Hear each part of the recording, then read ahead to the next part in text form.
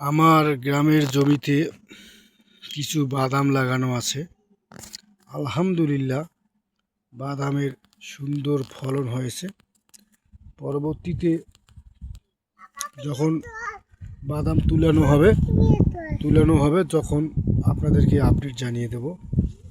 বাদামেতে তেমন কিছু খরচ হয় না, শুধু বীজ বপলেই বাদাম হয়, অতিরিক্ত কোনো খরচা নেই।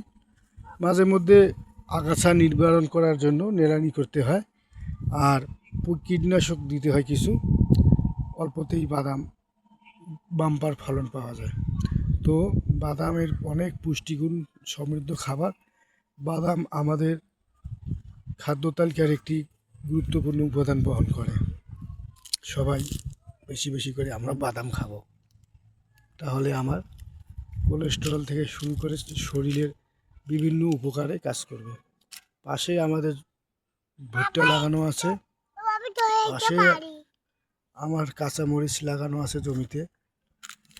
কাঁচামরিচের সাথেই আমার বাড়ির পুকুর, সেখানেও আমরা মাছ চাষ করি। এভাবেই গ্রামীণ জীবন খুব সুন্দরভাবে কাটতেছে আলহামদুলিল্লাহ। গ্রামীণ জীবন যে কত সুন্দর তা ভাষায় ব্যাখ্যা করা যায় না। তাই তো একটা গান আছে, আমার মন বসে না শহরে, ইট পাথরের নগরে, তাই তো আইলাম গেরামে, তাই তো আইলাম গেরামে। এই গেরামেতে আইসাই আমায় কি যে ভালো লাগে, এই গ্রামের পরিবেশ দেখে মনটা ভালো লাগে।